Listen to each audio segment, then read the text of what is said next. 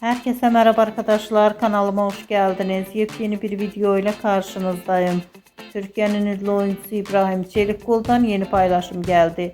İbrahim Çelikkol oğlu Ali'nin muhteşem görüntülerini sosyal medya hesabından paylaştı.